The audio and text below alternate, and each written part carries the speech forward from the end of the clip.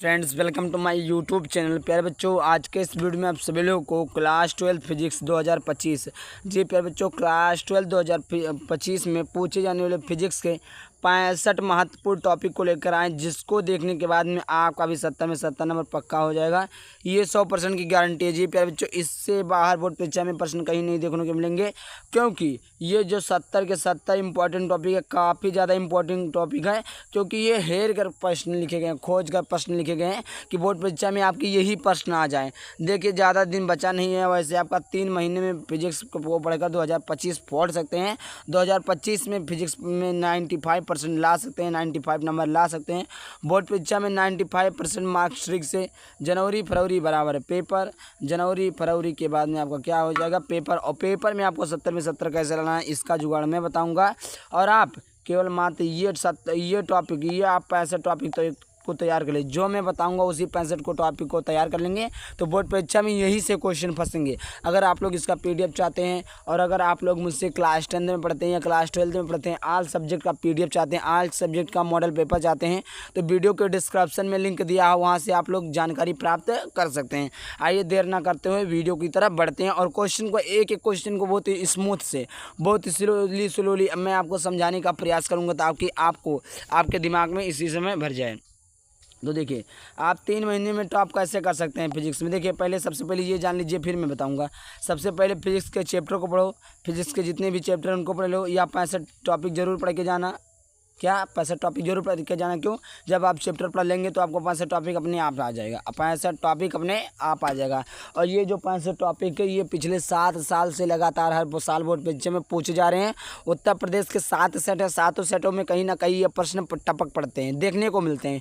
तो आप लोगों को ये वीडियो देखना काफ़ी ज़्यादा ज़रूरी है। देखिए, मेरा गला थोड़ा बैठा हुआ लग रहा होगा, क्योंकि अभी थोड़ा दुर्गा पूजा चल रहा है, तो उसी में आरती करवा रहे हैं, और आप लोगों को वीडियो भी नहीं दे पा रहे हैं। तो आप लोग चैनल से जुड़े रहिएगा, जल्दी मिलेंगे एक नए अंदाज में। तब तक के लिए अभी तो मैं वीडियो डालूंगा, लेकिन रेगुलर नहीं डाल पाऊंगा। फिजिक्स का चैप्टर वाइज फार्मूला याद करें। देखिए, फिजिक्स में क्या होता है, आप जैसे आप न्यूमेरिकल लगाते हो, तो सबसे ज़्यादा बच्चे जो कंफ्यूज हो जाते हैं, उनको न्यूमेरिकल सूत्र ही नहीं याद होता। तो आप हर एक चैप्टर का सूत्र याद कर लीजिए। मैं सूत्र लिखा हूँ, प्रोवाइड कर दूंगा आप लोगों को। बस आप लोगों को वीडियो के डिस्क्रिप्शन में वहाँ पर दिया कि कैसे क्या आपको करना है।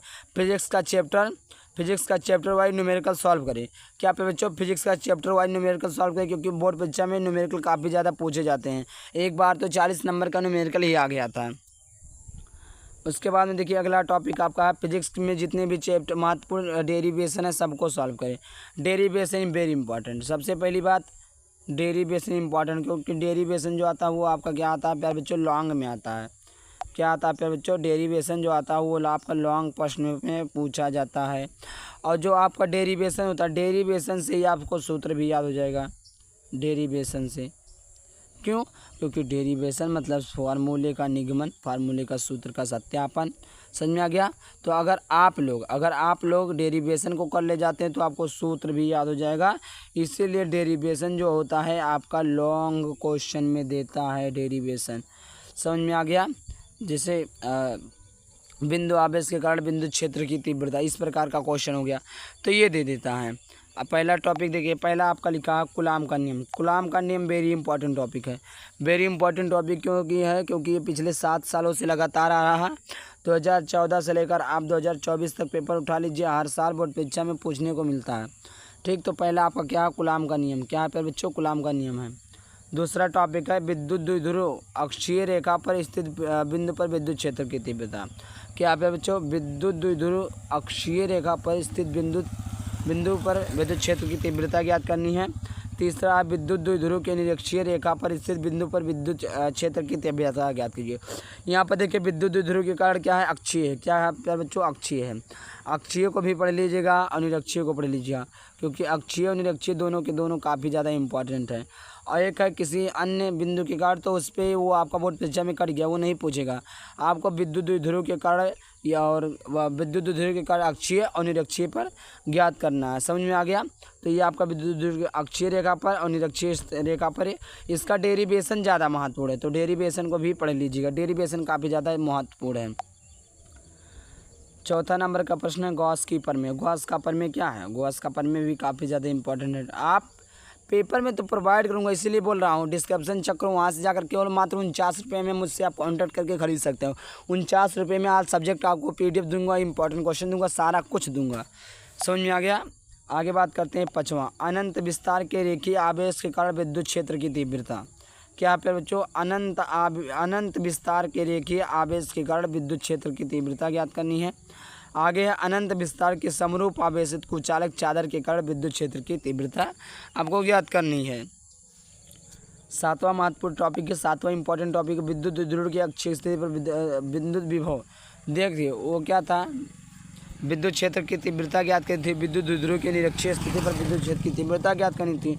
और इसमें क्या, विद्युत द्विध्रुव की अक्षीय स्थिति पर किसी बिंदु पर विद्युत विभव ज्ञात करना है। उसमें क्या ज्ञात करनी थी, बिंदु आवेश के कारण विद्युत क्षेत्र की तीव्रता ज्ञात करनी थी। क्या, विद्युत क्षेत्र की तीव्रता, और में क्या ज्ञात करना है, विद्युत विभव ज्ञात करना है।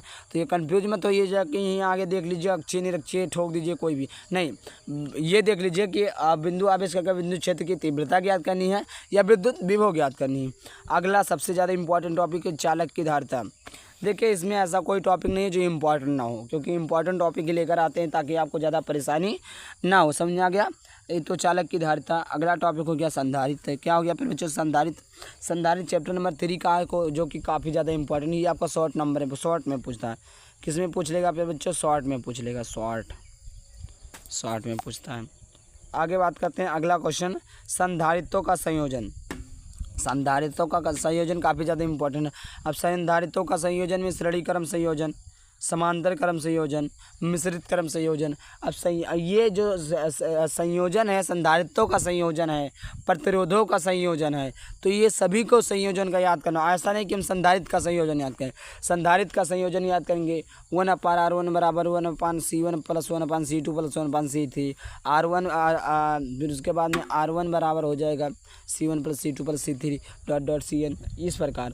तो आपको संधारित्रों का संयोजन, प्रतिरोधों का संयोजन और एक संयोजन और है, तो तीनों का संयोजन आपको याद होना चाहिए। विद्युत धारा ये आपका देखिए, ये मैं बताता चलता हूँ ना कि कौन सा शॉर्ट है कौन सा लॉन्ग है। तो ये विद्युत धारा जो आता है आपको शॉर्ट में पूछता है। ओम का नियम आपका 2 नंबर में पूछ लेगा। ओम का नियम का सत्यापन कीजिए। ओम का नियम कितने, अगर हाई स्कूल में आप होते तो उसमें 4 नंबर का पूछ देता है, उसमें एक आपको वो दे देता है, क्या क्वेश्चन दे देता है। लेकिन ओम का नियम आपको बोर्ड परीक्षा में काफ़ी ज़्यादा शॉर्ट में मिलेगा, 2 नंबर का मिलेगा। विशिष्ट प्रतिरोध अथवा प्रतिरोधकता, रो बराबर आपका विशिष्ट प्रतिरोध क्या है अथवा प्रतिरोधकता क्या है, इसको आपको लिखना है। ये भी आपका शॉर्ट है, ये भी आपका क्या शॉर्ट है। आगे बात करते हैं अगला टॉपिक आपका 14 नंबर का प्रश्न, विद्युत प्रतिरोध। क्या बच्चों, विद्युत प्रतिरोध, ये आपका वेरी इंपॉर्टेंट टॉपिक है। अगला टॉपिक है विशिष्ट चालकता। क्या है बच्चों, विशिष्ट चालकता काफ़ी ज़्यादा इम्पॉर्टेंट है, मैं बता दे रहा हूँ, बार बार बता रहा हूँ। किरचॉफ का नियम तो भूलना मत, किरचॉफ ने प्रथम नियम दिया था, द्वितीय नियम दिया, संधि का नियम था, और पार्श्व वोल्टता का नियम। संधि का नियम क्या था, समस्त रेखाओं से आने वाली धाराएं का बीजगणितीय योग शून्य होता है, या समस्त धाराओं का योग, मतलब जो बिंदु होता है उसमें शून्य होता, मतलब चारों जितनी धारा जाएगी उतनी धारा आएगी, ही उनका पहला सिद्धांत था। तो दूसरा भी इसी प्रकार है, किरचॉफ का नियम। आप ये महलक्यम ना लियो बाबू, ये लॉन्गोम लई जाए घसीट के, और लॉन्गोम लई जाए तो तुम्हें लिखे परी कई नंबर का, 6 नंबर का कम से कम देखेंगे मिली। समझ में आएगा, समझ में आए हो तो एक याद कर लियो, नहीं तो फिर बाद में ना कहो भैया बताए रहो हो, भुलाई गए नहीं यार। तो यही नाते कही तो एक याद कर लियो। किरचॉफ का नियम बहुत ज़्यादा इंपॉर्टेंट है। किरचॉफ का नियमो इम्पॉर्टेंट है, बायो-सेवर्ट का नियमो इम्पॉर्टेंट है। और किरचॉफ का नियमो अगर ना आए ना तो किरचॉफ के नियमों पे का दे दी, न्यूमेरिकल का दे दी बचवा, न्यूमेरिकल दे दी, और न्यूमेरिकल दे दी तो आपको फंसाए दी, तो मालूम ही नहीं रही कि कौन धरवा कैसी जाई, कौन धरवा कैसी आई, कौन कैसी जाई, कहाँ R1 हुई, कहाँ R2 हुई, कहाँ R3 हुई, कहाँ R1 - R2 हुई। तो जब तू अका पढ़ ले वो किरचॉफ का नियम हुआ तब तुम्हारी याद हो जाए। तो किरचॉफ का नियम आप सभी लोग पढ़ लीजिएगा, काफ़ी ज़्यादा इंपॉर्टेंट है प्यारे बच्चों, बोर्ड पे एग्जाम की दृष्टि से। किसी भी टीचर से अगर आप पूछते हैं तो वो बताएंगे किरचॉफ का नियम काफ़ी ज़्यादा इंपॉर्टेंट है। अगला टॉपिक आपका 17 नंबर, बायो-सेवर्ट का नियम। क्या फिर बच्चों, बायो-सेवर्ट का नियम भी इम्पॉर्टेंट है। क्या फिर बच्चों, बायो-सेवर्ट का नियम 18 नंबर का प्रश्न है। 18 नंबर का प्रश्न है, एम्पियर का परिपथीय नियम। एम्पियर का क्या फिर बच्चों, परिपथीय नियम। 19वां नंबर का प्रश्न है चुंबक फ्लक्स। क्या पे बच्चों? चुंबक फ्लक्स। चुंबक फ्लक्स याद कर लीजिएगा, चुंबकीय फ्लक्स। 20 नंबर का टॉपिक है फैराडे के विद्युत चुंबकीय प्रेरण के नियम। फैराडे के विद्युत चुंबकीय प्रेरण के नियम। 21वां नंबर का प्रश्न चुंबकीय फ्लक्स। 22वां नंबर का प्रश्न स्वप्रेरण। 23वां नंबर का प्रश्न अन्योन प्रेरण। 24 नंबर का प्रश्न कि विभिन्न प्रकार के प्रत्यावर्ती धारा परिपथ है। AC परिपथ, LR परिपथ, LC परिपथ, LCR परिपथ। 25वां आपका व्हाइटस्टोन धारा, व्हाइटस्टोन सेतु या व्हाइटस्टोन धारा, ये भी इम्पोर्टेंट है। ट्रांसफार्मर, ट्रांसफार्मर का सिद्धांत, विद्युत जनित अथवा डायनमो, ये आपका काफ़ी ज़्यादा ये आपका देखिए हाई स्कूल में भी था। ये विद्युत जनित और विद्युत मोटर दोनों हाई स्कूल में भी था और इसमें भी, तो ये इम्पॉर्टेंट है। ये इन तीनों टॉपिक काफ़ी ज़्यादा इंपॉर्टेंट है। PDF लेना तो फिर बच्चों आप लोग ले लीजिए, मात्र 49 रुपये प्राइस रखी गई है। 29 नंबर का प्रश्न है मैक्सवेल का समीकरण। क्या फिर बच्चों? मैक्सवेल का समीकरण। 30 नंबर का प्रश्न है मैक्सवेल के विद्युत चुंबकीय तरंग सिद्धांत। तरंग कैसा हुआ था? ऐसे ऐसे चलत ना, ऐसे ऐसे ऐसे ऐसे ऐसे ऐसे। क्या बोला प्रश्न में बच्चों? मैक्सवेल का विद्युत चुंबकीय तरंग सिद्धांत। 31वां नंबर का प्रश्न है विद्युत चुंबकीय स्पेक्ट्रम। 32वां नंबर का प्रकाश का परावर्तन तथा प्रकाश का अपवर्तन। ये आपका शॉर्ट फॉर्म में देखने को मिलेगा। ये आपका शॉर्ट क्वेश्चन के लिए काफ़ी ज़्यादा इंपॉर्टेंट, शॉर्ट में ये आपका पूछता है प्रकाश का परावर्तन तथा प्रकाश का अपवर्तन। 34 नंबर का प्रश्न है पूर्ण आंतरिक परावर्तन, पूर्ण आंतरिक परावर्तन। 35वां नंबर है प्रिज्म। प्रिज्म क्या होता है? श्वेत प्रकाश जब पड़ती है तो ये 7 नंबरों में विभाजित हो जाती है।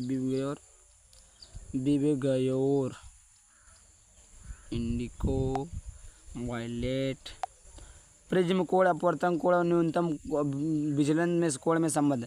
अरे अपवर्तन कोण तथा परावर्तन कोण तथा आपतन बिंदु पर डाले गए अभिलंब तीनों एक ही तल में होते हैं और प्रिज्म अपवर्तनांक और न्यूनतम कोण विचलन कोण में संबंध आपको स्थापित करना है।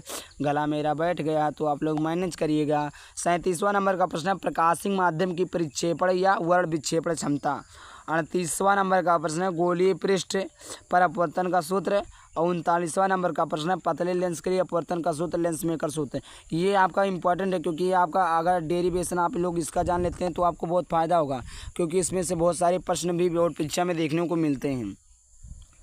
अगला प्रश्न आपका 40 नंबर का लेंस की क्षमता। क्या आप बच्चों? लेंस की क्षमता, लेंस की क्षमता P बराबर 1/f। 41 नंबर का प्रश्न है लेंस की फोकस दूरी के लिए न्यूटन का सूत्र। लेंस की फोकस दूरी के लिए न्यूटन का सूत्र स्थापित करना है। 42 नंबर का प्रश्न है कि सूक्ष्मदर्शी। 42 नंबर का प्रश्न क्या है बच्चों? सूक्ष्मदर्शी। 43 नंबर का प्रश्न है दूरदर्शी या दूरदर्शक। दूरदर्शी अथवा दूरदर्शक टॉपिक को आप तो तैयार कर लीजिएगा। क्या? दूरदर्शक अथवा दूरदर्शी। 44 नंबर का प्रश्न है हाइगेंस का तरंग सिद्धांत। हाइगेंस का तरंग सिद्धांत, ये देखिए हाइगेंस का तरंग सिद्धांत आपका चैप्टर नंबर 2 का है, सेकंड पार्ट के चैप्टर नंबर 2 का इम्पॉर्टेंट टॉपिक है।